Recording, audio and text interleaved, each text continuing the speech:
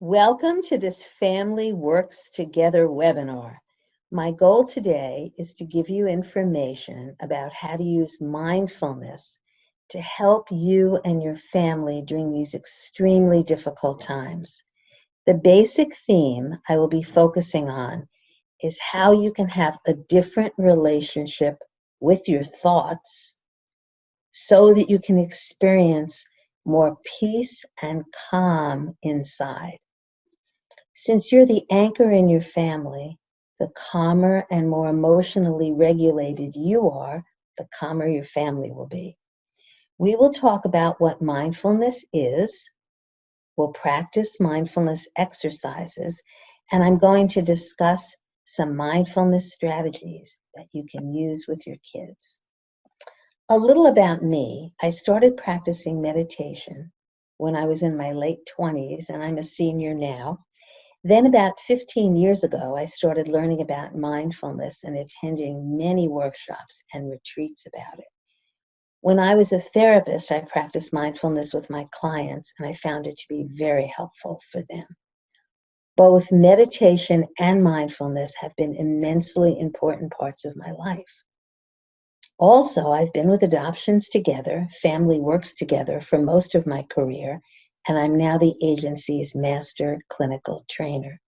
I conduct trainings that focus on adoption-related issues and bring trauma-informed care practices to families, child welfare professionals, schools, and medical centers. My expertise also involves working with families whose children have been adopted internationally or from foster care. I suggest that during this talk, which is going to be about an hour, that you have this intention of being here now, of being in the present moment. This simply means that when, not if your mind wanders, but when your mind wanders, that you practice being here now, being aware of any thoughts you're having, and then remembering to very gently bring yourself back to the present moment.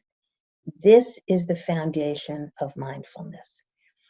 I said if, not when your mind wanders, because wandering is the nature of the mind. In fact, in 2005, the National Science Foundation estimated that the average person has between 12,000 and 60,000 thoughts a day. That is pretty mind-boggling.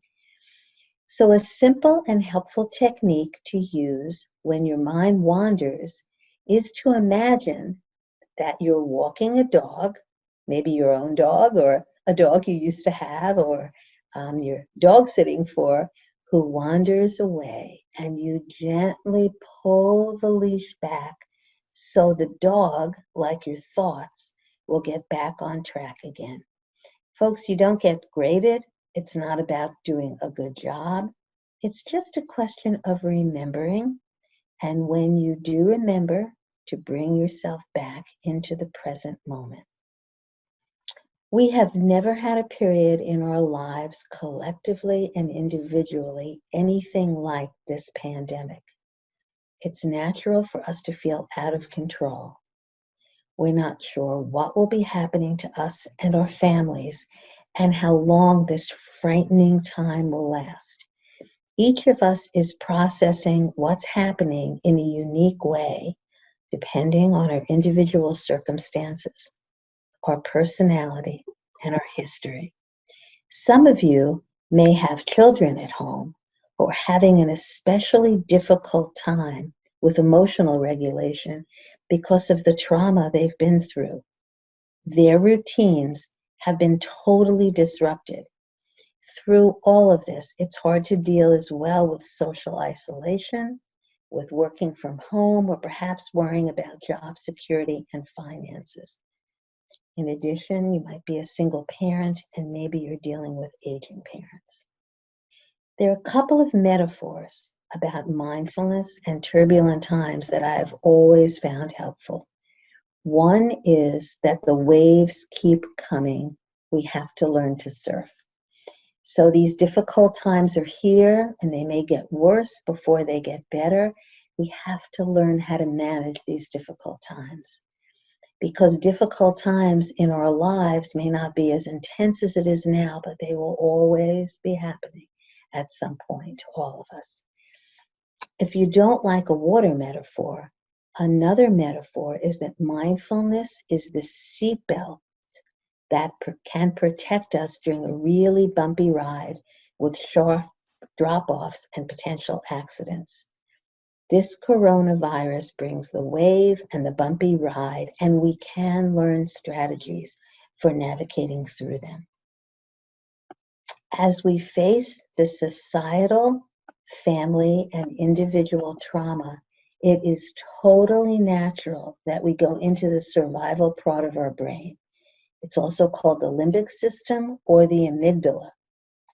When this happens, the part of our brain that can think things through rationally may be temporarily offline for understandable reasons. We're trying to survive. We're trying to get through this time. And our brain is protectively warning us of danger. And many of us have also been through our own trauma. Maybe we've had adverse childhood experiences in our lives. And these experiences and the traumas we have can be triggered during these times. Some of your children also may have experienced trauma and as a result, may have felt emotionally unsafe before they came to live with you. So that even during so-called normal times, your children may have been struggling with the effects of trauma on their brains, their bodies, and their emotions. And now having their routine completely disrupted, being cooped up in the house, trying to go to school from home, not being able to see friends and teachers and extended family members is especially hard. It's natural, even if you haven't been traumatized, that you and your children may feel sad, anxious, frustrated, scared, angry, and or worried, and trauma just adds an extra layer. There is an expression, you can't give what you don't have. So the more you can manage your reactions during this time, the more effective you will be at helping your children manage their behaviors. The more successfully you will model to them how to cope with what is happening. The first step for you is to be mindful of your thoughts, to simply pay attention to your thoughts in the present moment without judgment. This means being very gentle with yourself if you're in your limbic system or your survival brain and may feel out of control. It is in order to calm yourself so you can be there for yourself and your child. It's important, above all, to treat yourself with great compassion. Talk to your amygdala, your limbic system, your survival brain, with empathy and understanding so you can help yourself feel emotionally safe. It's important to realize that when your limbic system gets activated in fight, flight, or freeze mode, it is just trying to protect you. Inside of you are other parts that are not agitated. So speaking to yourself with compassion and empathy is a way of holding yourself in safety in this moment when you really are okay. The more you can empathize with yourself, the easier it will be to provide that emotional safety to your children and to be compassionate and patient with them. This mindfulness practice can help you realize that you are a good enough parent, even though you sometimes may have negative thoughts about your children and react in human ways that are not helpful. Mindfulness can help you realize that there are other parts of yourself that are patient, wise, understanding, loving, and competent. Excuse me, the more you witness your thoughts and feelings, the more you realize that your thoughts create your feelings. And most importantly, you are not your thoughts or your feelings.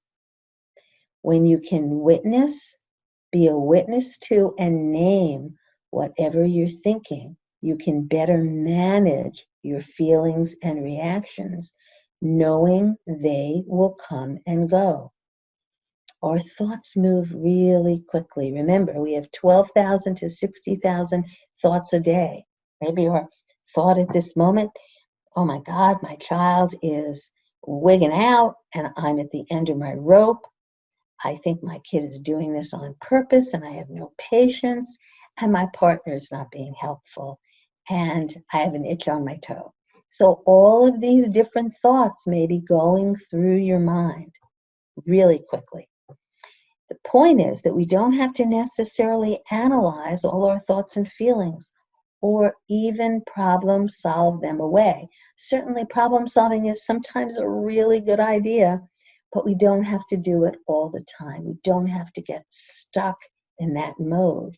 We can just know that our thoughts are there and they will pass, that they will pass. The more we do this, the more we realize that there is a self with a capital S inside of us that isn't our thoughts and feelings, that we are more than our thoughts and feelings. This mindfulness practice of paying attention to your thoughts and feelings in the present moment will help you to cultivate a much more peaceful place inside. Being able to access this peaceful place will give you more capacity to be the kind of parent you want to be. The goal of mindfulness is not to have an empty mind with no thoughts. The goal is to focus your attention in the present moment, then notice what is distracting you or upsetting you, and let those thoughts come and return to the present moment. The more you can practice returning to the present moment, rather than thinking about the past and how to redo it, or the present and what might happen, the more you can remain in the calmness of the present moment. Tara Brach, who's a well-known mindfulness teacher in the DMV area, has a model for us for how to do this. It's called RAIN. The R is for recognizing whatever is prominent in the present moment. Okay, so maybe it's fear, maybe it's anxiety or anger. And as soon as you are aware of what you're thinking and feeling, as soon as you recognize what you're thinking and feeling, the less power these thoughts and emotions will have over you. The second step in RAIN is the A. This is about allowing this thought and feeling to be there exactly as it wants to be, not fighting it, because the expression is what we resist persists.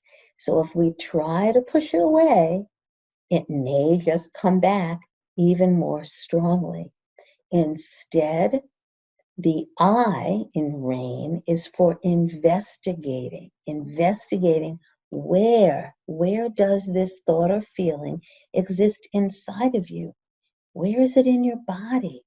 Because our thoughts and feelings have a place that they come up in our body. Investigating is all about inviting the feeling to show itself. Is it in your chest? Is it in your belly? You can even put your hand wherever it is. in your body, being gentle and kind to that place. Then the N in rain stands for nurture. Ask what this vulnerable part needs from you in this moment. Does it need to hear your words of comfort? Does it maybe need support from another person? Or maybe does it need support from a larger source, like a wise teacher or a spiritual leader? Then Tara Brach goes on to say that after rain is when you can rest in the truth about yourself. That's actually beyond your individual story, your individual thoughts and feelings. Some folks think that mindfulness is also, or is entirely, about sitting quietly and meditating. Certainly, meditation is a great way to practice mindfulness. However, that is not the only way.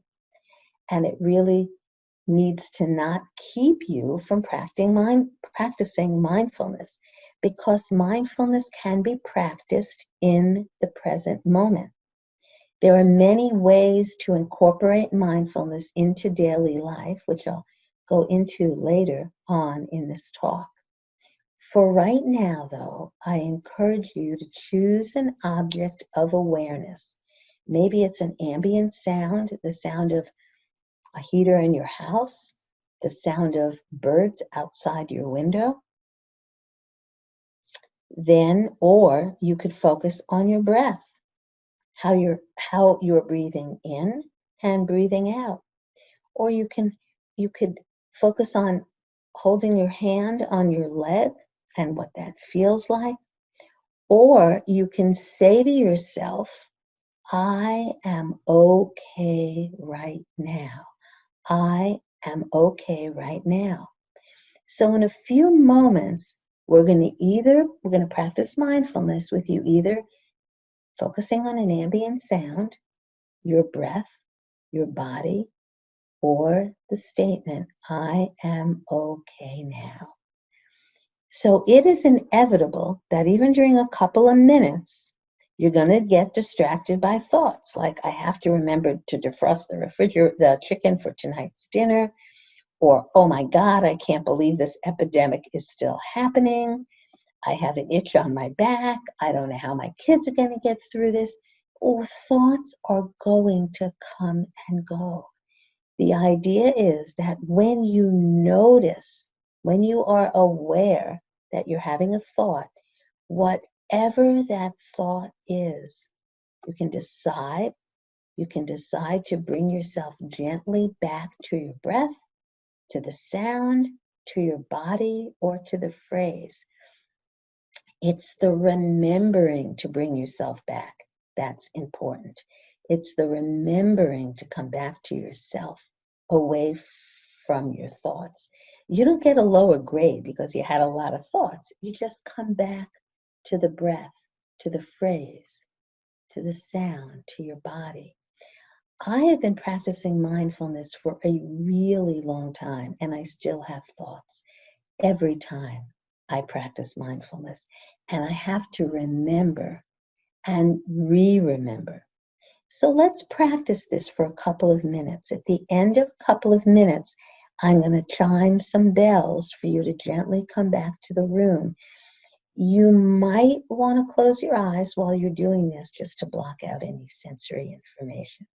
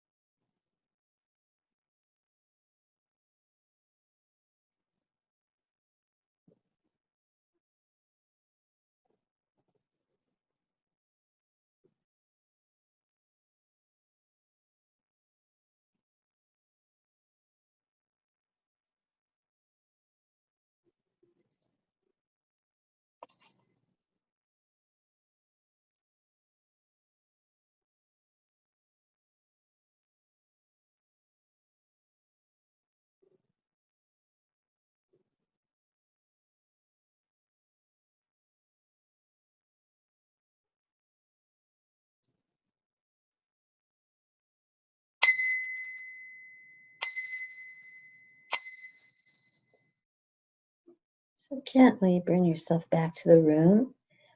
I hope that that gave you a little taste of mindfulness. Now we're going to bring something else into mindfulness. We're going to focus on our breathing. Using your breath is one of the most effective ways to center yourself and a very effective mindfulness tool. We actually breathe, they say, research has said, we breathe about 124,000 times a day, which is really a lot. Every time we breathe, it's pretty simple and it's available, it's free. Breathing can give our mind something to focus on. You might have done that a little bit with the last exercise. But what I'm going to ask you to do right now is to practice breathing in through your nose at the count of 4. 1, 2, 3, 4. And breathing out through your nose or through your mouth to the count of 8. 1, 2, 3, 4, 5, 6, 7, 8. If it feels like a strain to get to 8, you don't have to make that number. The important thing is to just have the exhalation be a bit longer than the inhalation. That's because exhaling activates what's called our parasympathetic nervous system. That's responsible for resting and digestion activities that occur when our body is at rest and we're exhaling. Also, when we exhale, our heart rate slows down and our intestinal and glandular activity increase, all to produce a general feeling of increased relaxation.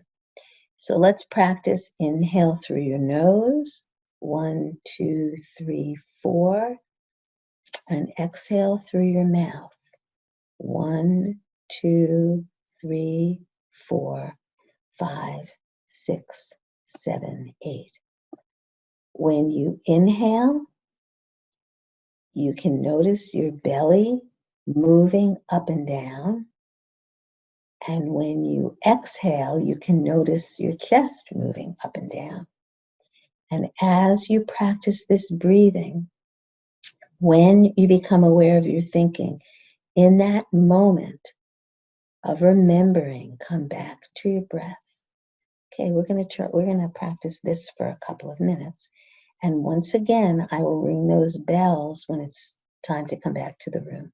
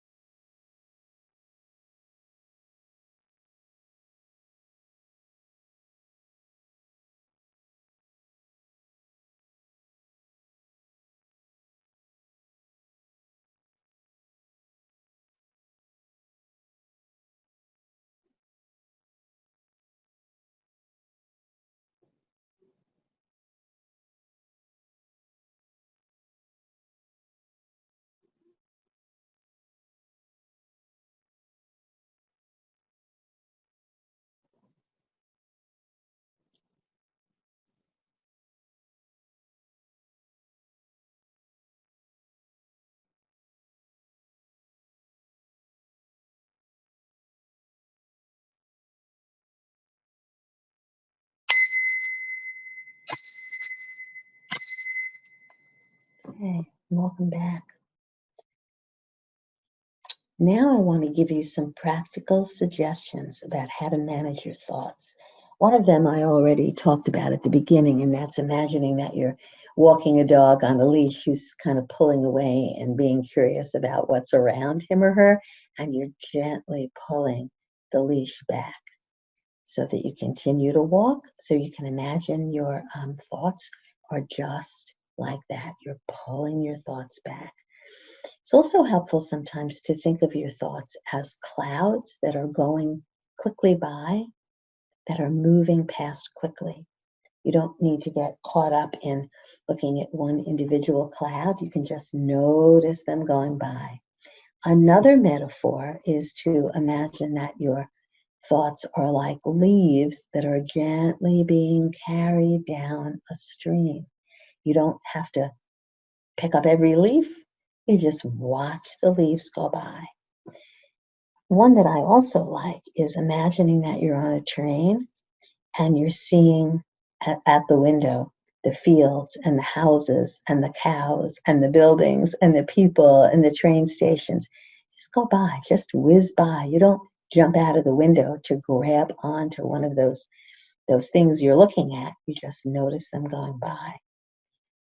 Some people also find that imagining a white kind of blackboard in front of you that your thoughts pop up on, and you gently erase them every time they pop up. So those are just some strategies for how to manage your thoughts. The other thing that I want to talk about is the importance of practicing on the run in everyday life. Like I said before, meditation is a great way to practice mindfulness, and you might want to sit quietly. That's really all meditation is, sitting quietly for a designated period of time and just being with yourself, managing your thoughts that come up. Even 5 minutes a day, that can be really helpful, but it may not be what works for you. So you can remember to notice mindfulness for a moment at a time, for 2 minutes at a time. You can anchor the mindfulness to your breathing throughout the day. You always have that opportunity to focus on your breath. When you're outside, the other thing you can do is notice the air around you. Notice the birds and the flowering trees. Notice that when you walk, your feet are walking on the ground. The point is not to be on automatic pilot, to really be in the moment that you're in. When you're swinging your child maybe on a swing or playing tag with them, be there in the moment. When you eat, taste your food. Taste not just the first bite, but the second and the third bites as well. When you wash the dishes, feel the water on your hands. Again, these will help you practice being with the people you care about right now who are with you, being with them in the moment, being with them in the moment. So what I'm going to do now is I'm going to lead you in a longer mindfulness exercise that will take about 10 minutes. After the exercise, I will be talking about strategies you could use with your children. You could teach them. But the mindfulness exercise that you and I will be doing right now, it's really important that you know there is no right or wrong way to do this. Don't have a particular expectation for how it's supposed to be. You don't get a grade. It doesn't matter how many times you lose my voice or you think about something else. The point is to remember and gently pull yourself back to the present moment. Perhaps that will be, you will be aided by my voice. So the first thing I want, and at the end of this, I will once again ring the bells. The first thing is to get really comfortable in your seat. If you're sitting on the floor or a couch or a chair, notice that the ground is under you. Okay? Remembering that your mind may wander, your attention may wander, no worries.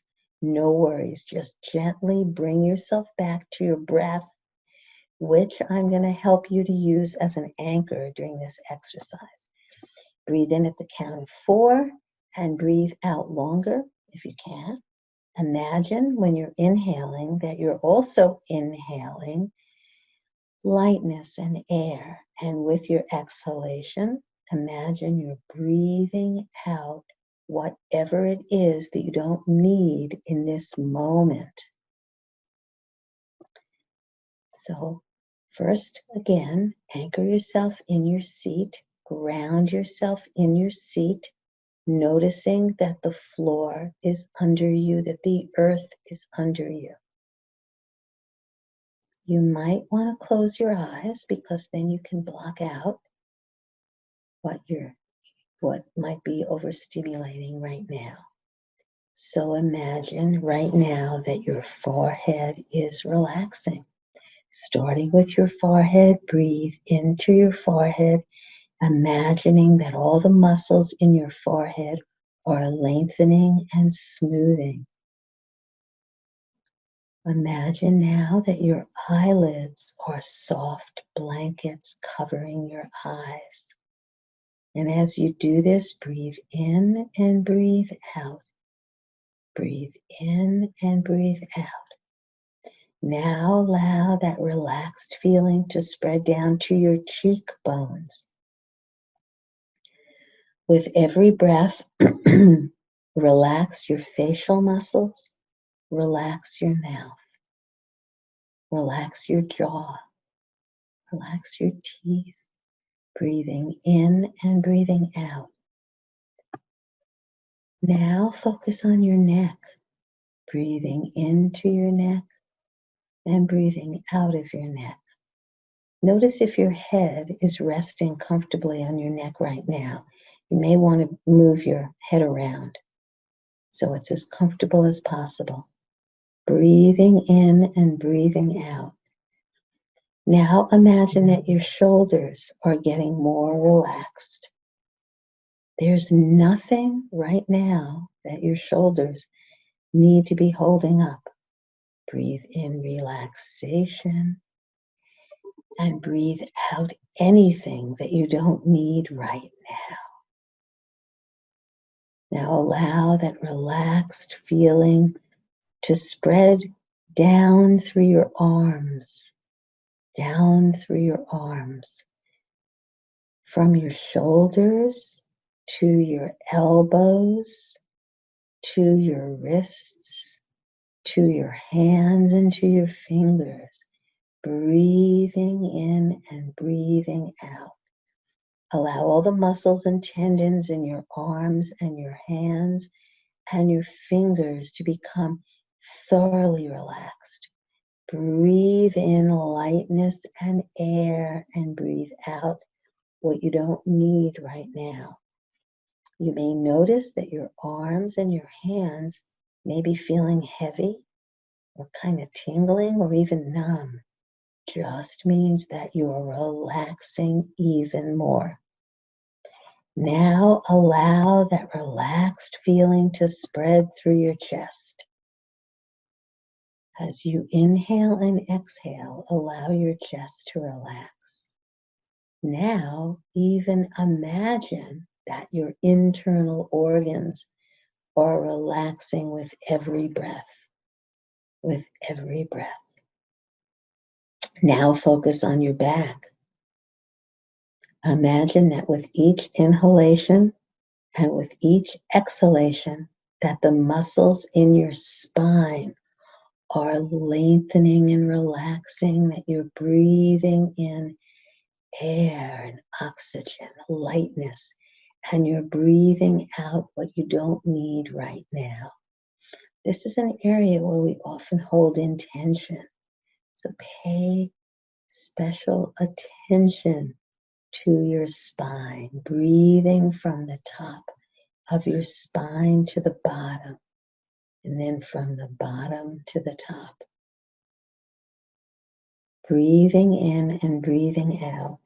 Now allow that relaxed feeling to spread down to your pelvic area, releasing and relaxing.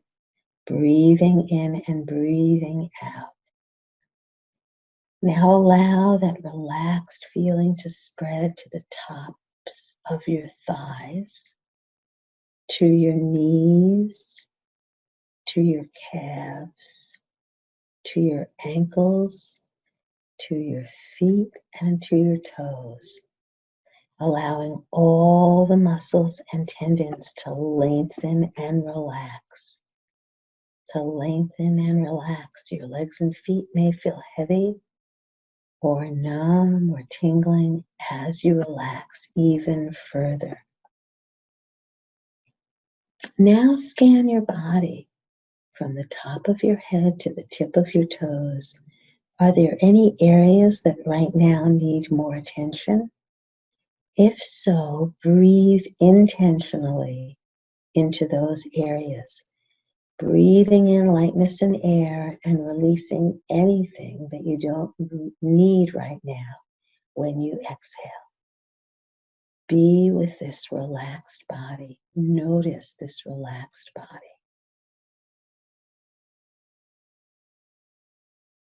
Now the invitation is to imagine that you're in a favorite place in nature. You're by yourself and you're in your relaxed body. Perhaps you are imagining that you're at the beach, near a lake, in the woods, or in a beautiful meadow. First, imagine this place with your eyes. Look at what's right in front of you and what's further away, the vistas and the hues, the color of the water, the sand, the trees, the grass, the leaves. Be there completely.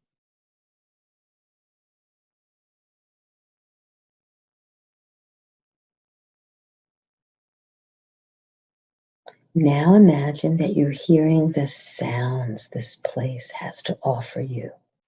The waves crashing on the shore, the birds, the crickets, perhaps even the wind stirring the leaves.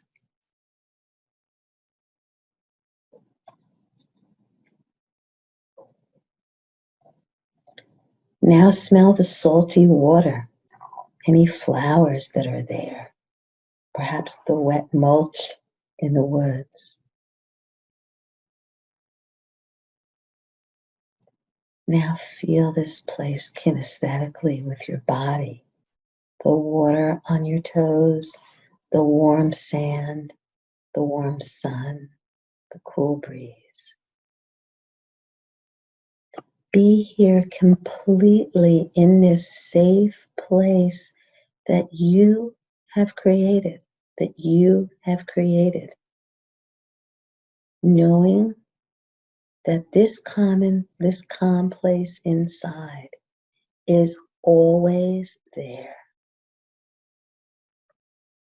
Now spend a few minutes being completely in this present moment.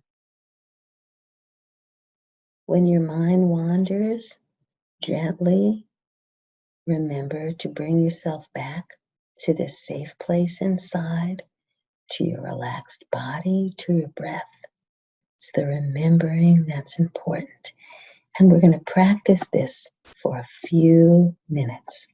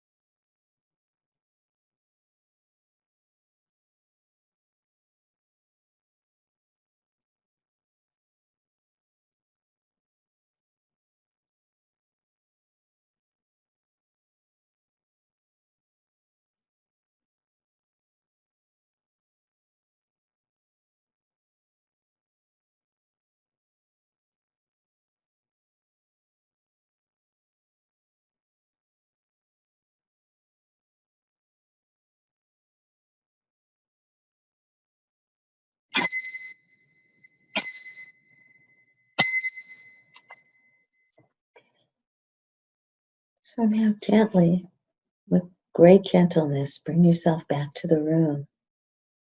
When you open your eyes, feel the seat under you, the ground under you. Notice what's in the room. And just very gently bring yourself back to the present. My hope is that this was a positive experience for you and that it gave you a taste of how you can use mindfulness in your life to calm yourself and achieve more emotional regulation. Now I want to change the focus to your children and how you can help them use mindfulness to manage their feelings and regulate themselves emotionally. Being calm is going to model, and being in the present moment will model for your child how to manage feelings. Also, learning about and practicing mindfulness with them can be very helpful. What you want to do is you want to teach them, as you're teaching yourself, mindfulness techniques that you can use, that you are using when you feel okay, when you feel emotionally regulated. So you can call on these strategies, these techniques, for when you are in difficult times and feel more unease. Okay? So the following are some mindfulness strategies that can be really effective with your kids. So one of them is called the snow globe. This is an effective demonstration exercise that makes concrete for your child what's going on when they have distressing thoughts and feelings. And those thoughts and feelings aren't all of them. So what you can do is you can fill a jar, like a mason jar, any jar, with water, and then sprinkle glitter in the jar so it's like a snow globe. Show your child what happens to the glitter when you shake the jar, and what happens when you hold it still and the glitter sinks to the bottom.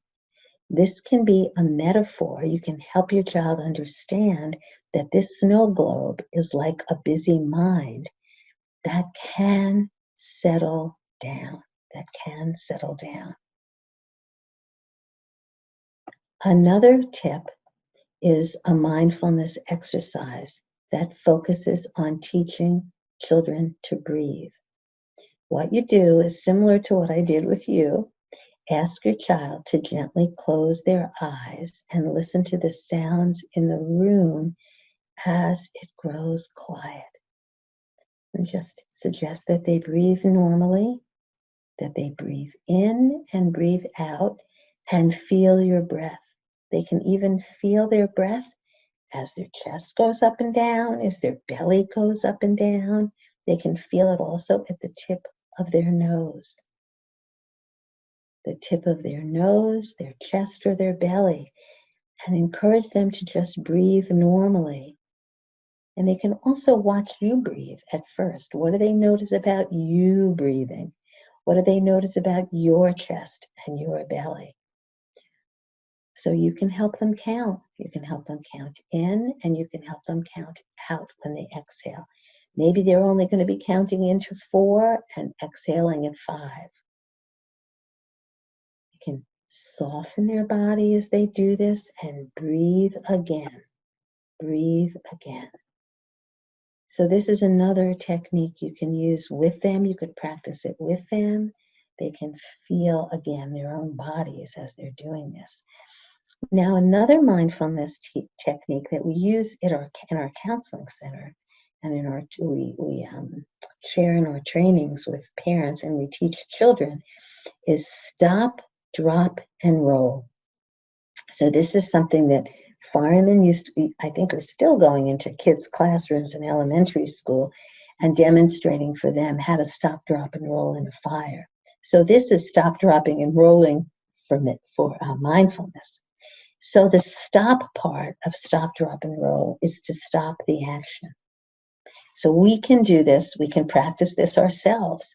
When we find ourselves getting really pissed off with our kids, impatient, in a power struggle, or trying to help them through a tantrum, we can use this technique.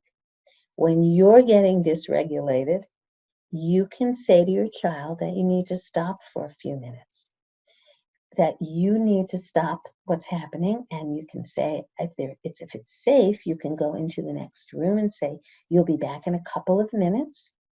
Or if you don't think the child is old enough or it's safe enough, you can stand there, you can be there with the child and just say that you're stepping back, and you can literally step back.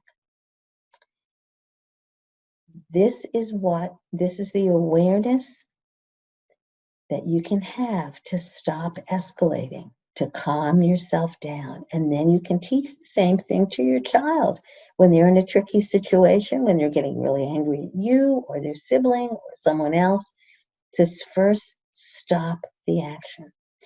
Then the dropping in part is to go inside with a breath, starting with grounding, feeling your feet on the floor, being in your body, and breathing as a way to calm down, dropping inside to a calm place as a way to settle down, just like settling the glitter in the snow globe. Okay? Doing that for a moment, and then the rolling out is to roll out with a new strategy. That's responsive rather than reactive, a response that's thoughtful and intentional. And you can brainstorm with your child. You can go through a specific incident. You got really mad when your brother took your toy. Let's see what we can do. You can stop the action. You can move away. You can drop inside to a calm place and roll out with something else, like asking mom or dad to help you solve the problem, or moving away from the scene completely and playing with another toy. So you can brainstorm with your child about how to operationalize stop, drop, and roll. Okay, folks. So I hope that this webinar about mindfulness was helpful to you as you and your family navigate during these really difficult times. There are also a couple of apps that I want to tell you about you can get on your phone, called Meditation Oasis, and another one called Calm. I'm going to continue to present webinars with mindfulness practices, so look for them on our website, and one of them will be more strategies you can teach your children. Also, I am available for phone coaching. You can reach me at Moltz, MOLTZ, at FamilyWorksTogether.org. Please take good care. Take good care of yourself and your family, and stay well. Thank you very much.